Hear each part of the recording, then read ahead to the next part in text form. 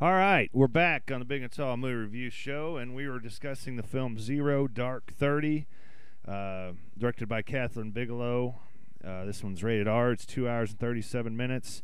And Big Red, this is kind of about the taking of bin Laden, assassination of bin Laden. Yeah, this is basically. I'm going to try to leave all politics out of this and just judge. I will try to keep my mouth shut. Just focus on the movie here. Okay. Basically, what you have is a very, I would say, straightforward retelling of the events that led to them finding the compound where bin Laden was at. Yes. It gets a little jargon heavy, I would say, in the beginning. It's a little hard to follow, but then it picks up. There are some torture scenes at the beginning, which people have been making a big stink about, but after seeing them, I kind of thought that was overrated. I've seen worse stuff on 24 than what was in this movie. Yeah.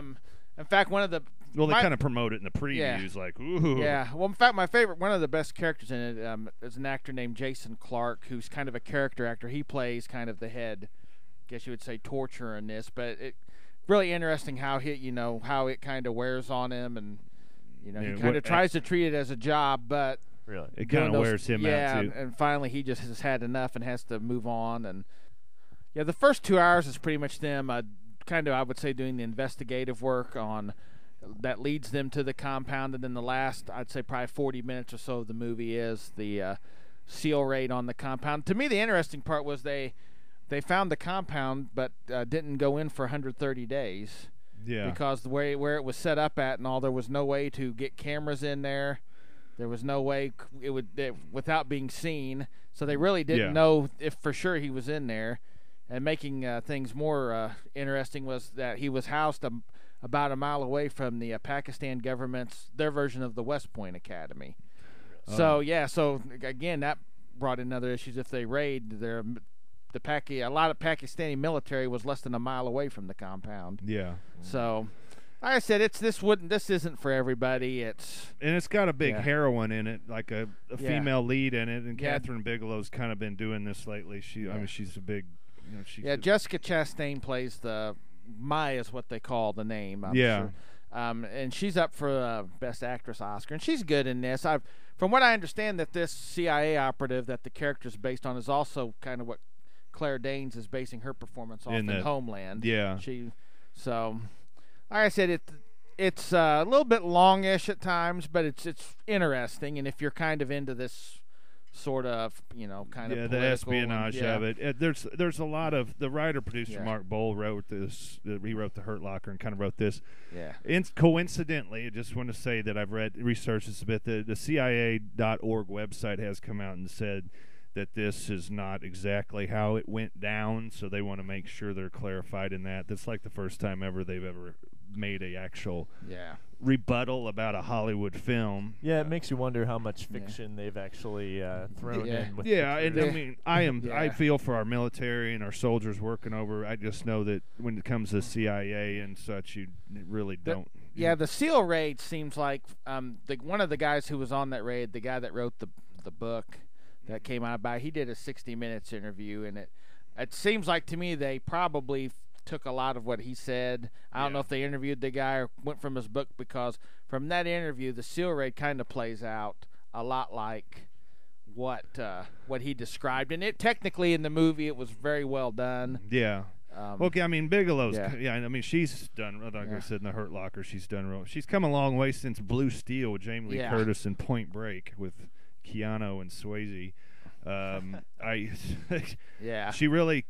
You wouldn't think of a. I mean, I don't want to come off sexist or anything, but a female director that's directing these edgy, intelligence, pro-military type films and such, with especially what we dealt with in the Middle East. And then the movie, I would say, stays pretty biased politically. It doesn't. I'm sure. They take a few shots at the Bush era, and there's also, I think, some shots at Obama. They kind of stay middle ground. Yeah. So, my cans review of this, I would say I would probably go right in the middle of it. I'd probably go 3 cans. Okay. I mean, I think it's a little overhyped. Yeah. I don't really think it's best picture material that it's getting. Yeah. But it is interesting, and And if you're into this sort of thing, I think it's something that you'd probably if you're enjoy. It's good. My final take: Bigelow's a very good director. Critics seem to really love the film, but what critic would really not like the story of Catching Bin Laden? It's not really good critic biz to say you don't like this one. There you go. Okay. Which you got to give props to Big Red because he kind of gave it a middle-of-the-road review. All right. Very brave, sir. Yeah, very brave. All right. The next film we're going to do is, I'm a really big fan of these books by Lee Child. This one it's called Jack Reacher. It's starring Tom Cruise, Robert Duvall, Richard Jenkins. You got to love the Jenkins. Yeah. It's PG-13, 2 hours and 10 minutes. We're going to do a little review on the Jack Reacher and discuss what we think of this one. Might be some up and down reaction to this film here. This one's Jack Reacher. Jack Reacher is a ghost. He served in the military police. A brilliant investigator. Troublemaker, too. Then, 2 years ago, he disappears. You don't find this guy unless he wants to be found. Excuse me, sir. There's a Jack Reacher here to see you. Can I help you? James Barr. You said he shot 5 people. I don't believe he did. What exactly are you saying? He was framed. So what does an army cop do, mostly? What you do. With one minor difference. Every suspect was a trained killer. Alrighty then. All right, this one came out around Christmas. Big Red's kind of got some review on this one. What do you got for me on the Jack Reacher? First off, big fan of the books. I've read all 17 in the series, and they're all very good. Read more than me. Yeah.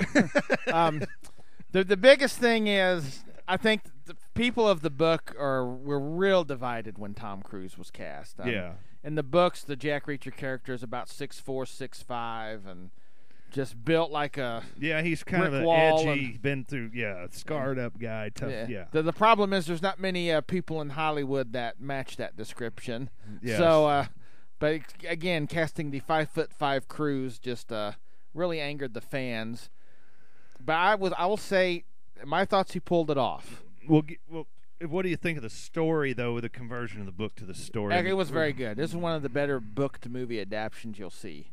They stuck to the story pretty close to what was in the book, but they also added a few things that you have to do to make movies a little more entertaining.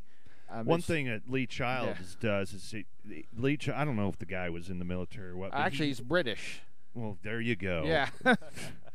I guess the James Bond books were around, so we had to create an American guy, American ex-military guy. But anyway, his knowledge of guns in the books and military tactics and hand-to-hand combats, that's one of the more entertaining things when you're reading his books, as well as his ability to deliver the story so you're just like, man, I can't put this down. Just flow, his excellent flow. I was just curious in the film if that's kind of what you got with Cruise and his delivery and such. Yeah, this was also the writer-director of this was Christopher McQuarrie, who also wrote The Usual Suspects. Yes. So the guy knows how to write a good story. Yes, he does. And this one, the story it's very interesting.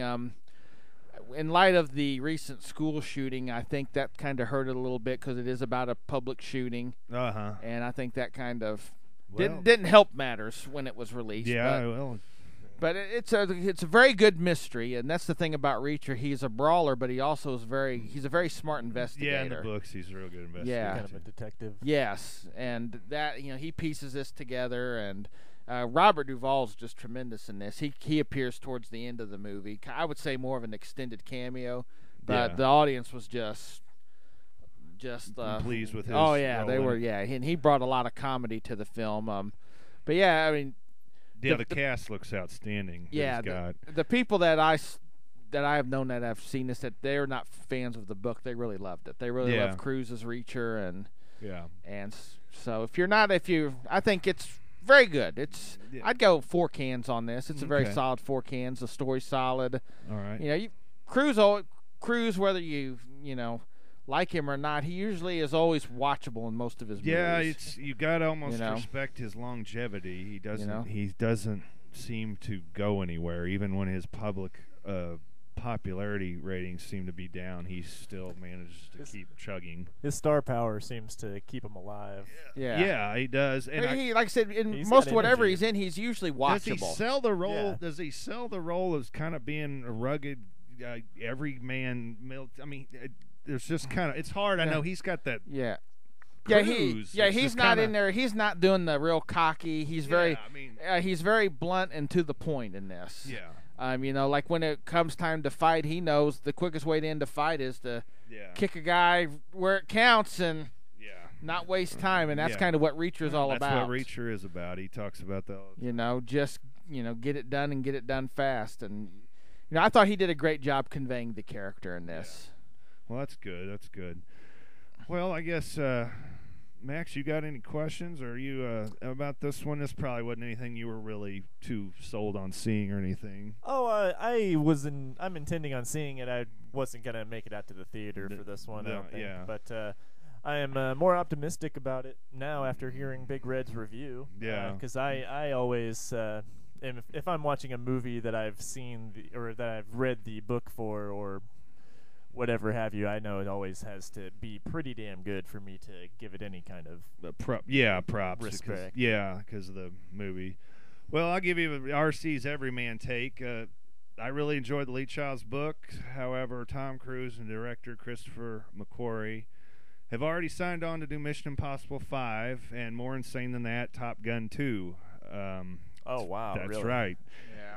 Why reach out and scoop up Jack Reacher as well? My gut says Cruise really liked the role and liked the books, and my gut says he going ahead and reeled in McQuarrie to do this film. And I would have liked them to maybe see if they could have stayed a little bit away from the basic formula-driven stuff and tried maybe a different actor or director. But Cruise does benefit from having a really good cast in this, so I sure as hell wouldn't sell it too short. There you go. That's what I got on that. All right, we're coming up here on another break. Before we hit the break, real quick though, I mean we're here on McQuarrie anyway. So the Top Gun 2? I've heard that's pretty much dead in the water since Tony Scott passed. Oh, really? Yeah, McQuarrie is definite for. It? No, I mean, he was writing or doing. I don't really. That's really the first I'd heard about McQuarrie being involved. They are re-releasing it this, I think, April or May in like a 3D format. They had planned that before Tony Scott's death. Yeah. But I've heard now since Tony Scott's died that Top Gun's pretty much. I thought it was interesting talking water. about Tarantino, how they had the Tarantino. They're selling the big DVD package Christmas, and the Tarantino had True Romance was in there, which was a Tony Scott film, but he wrote the story. One of the interesting things too about that was Tarantino, when the script he originally wrote was a lot kind of like Pulp Fiction, not linear. Yeah. And Tony Scott totally rearranged it and put it in linear order, and even Tarantino admitted it was better. Yeah. It was better that than having it mixed up. Yeah. He said for that it was improved. At the time, he probably complained as a young man, but he probably. The only thing that Tarantino really didn't like was the ending. I think Tarantino's ending, he had Christian Slater dies. Yeah. And I mean, come on now. Come on, Quentin. You don't want to after that movie, you don't want to send everybody out depressed. Yeah. So I think he even understands that. They sold the cocaine, let the guy live. He loses his eye. Yeah. All right, we're coming up on a break. We're going to come back, and Max is going to give us his take on the life of Pi. We'll be right back on the Big and Tall Movie Review Show.